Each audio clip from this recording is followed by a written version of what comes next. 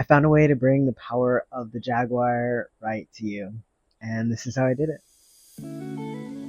Thanks for joining us here today and learning about the Jaguar, watching my artistic process, and seeing the finished project. Put a lot of love into this and a lot of videos, a lot of traveling, and here we go. So first I start out here with this green block of wax. I'll be honest, I just get this wax from Amazon.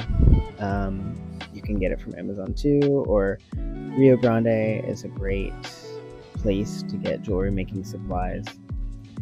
First, I'm filing down the edges, and that's going to give me a great platform, a great base to start. And then I open up the inside to make it the right size. I wanted this ring to be chunky and be on my middle finger.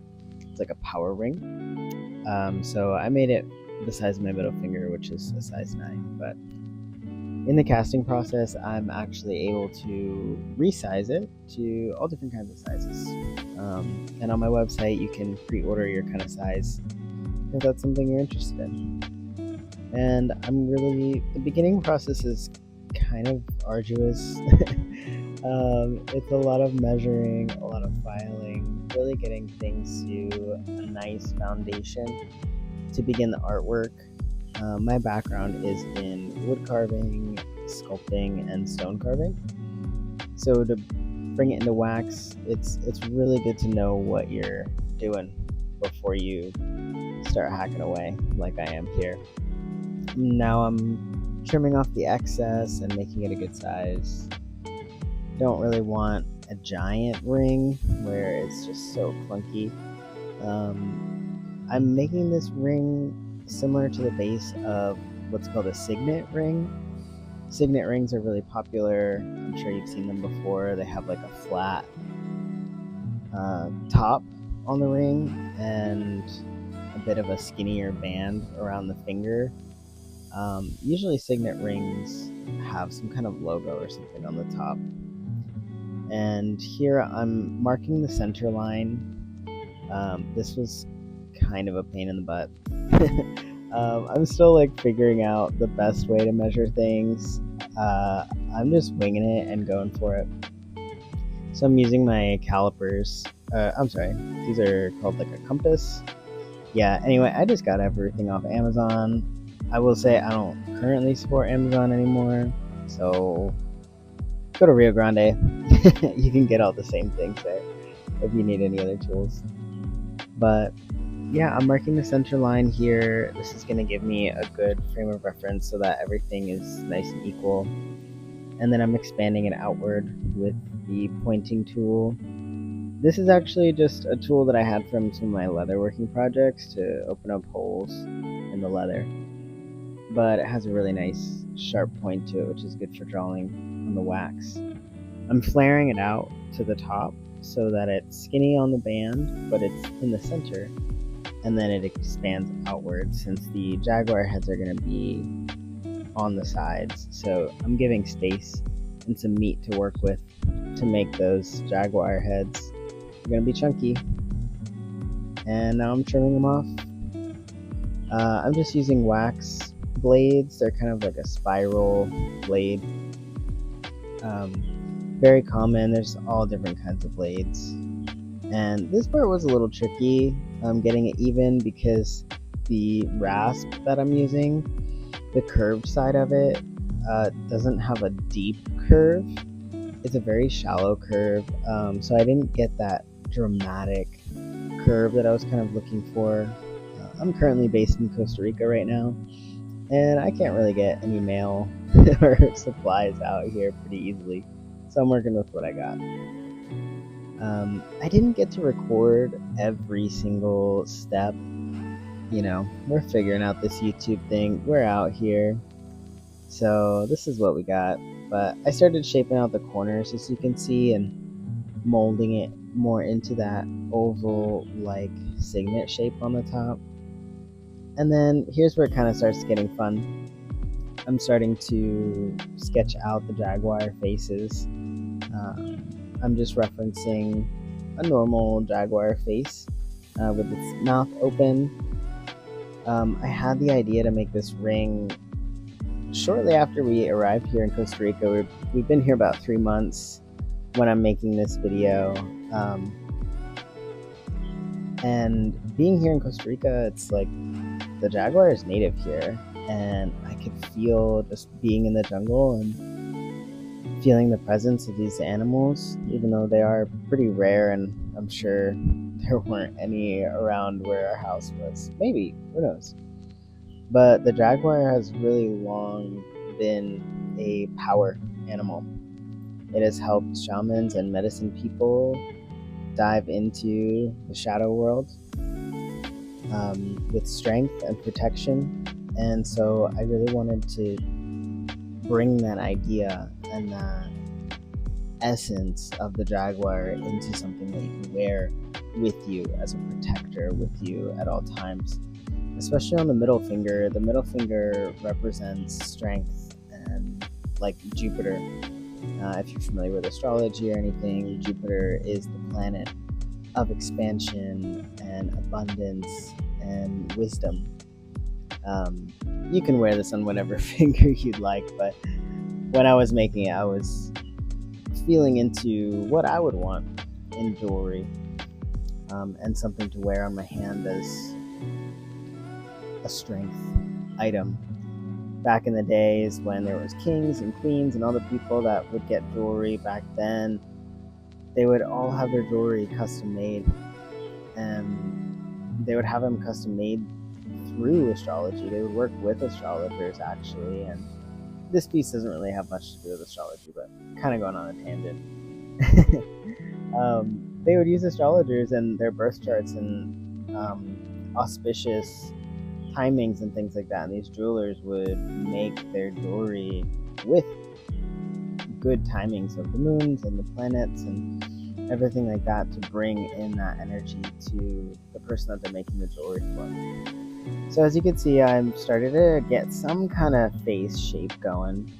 It's not super cute in the beginning, but you just gotta hang on for the final process. I'm using a wax pen here, and I'm basically heating up a block of wax, and then I'm transferring that liquid wax onto the piece to build up the nose and start to bring a lot more dimension to it.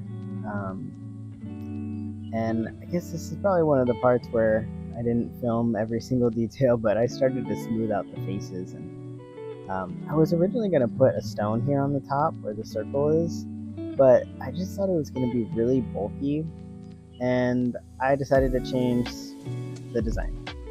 And so I started to open it up actually, and decided I wanted like the jaguar separate, and the design felt so strong on its own, I feel like it didn't really need a stone.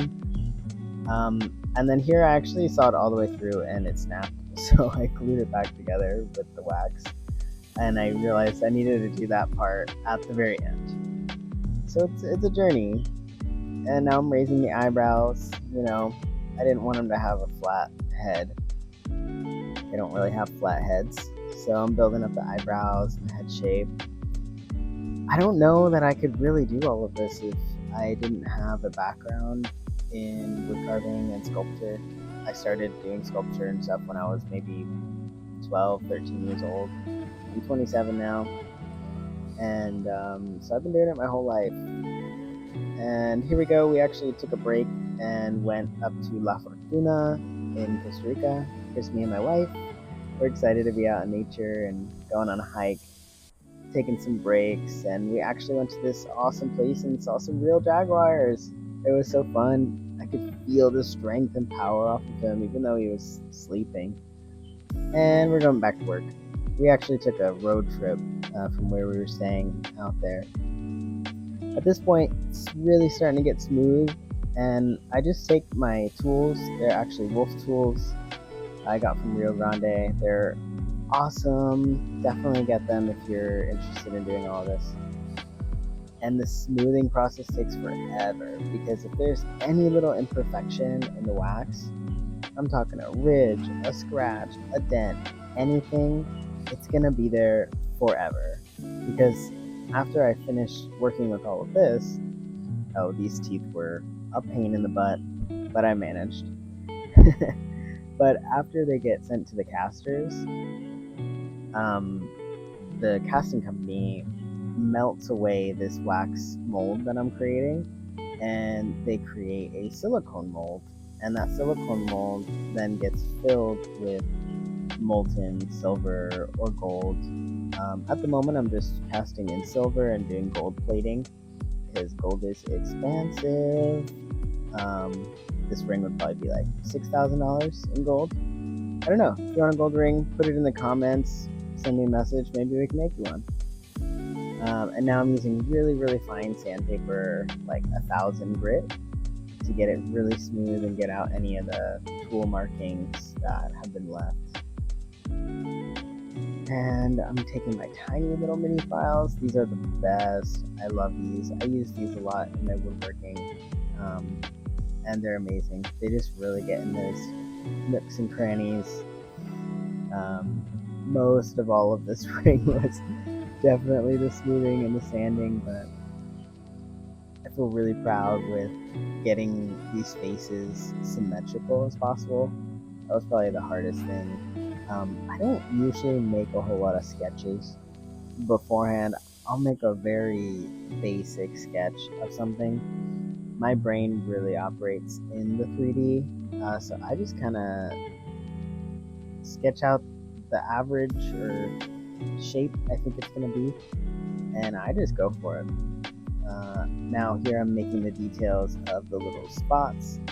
When these are casted, they're actually going to be oxidized, which is a sulfur type of mixture that the silver ring gets dunked in, and that creates some blackness.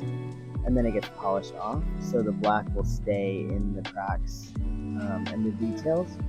So when it's finished, it will look and have dimension. Super excited. And here's a little sunset here in Monteverde, one of my favorite places in the world. It's called the Cloud Forest here in Costa Rica, and these clouds just move on through.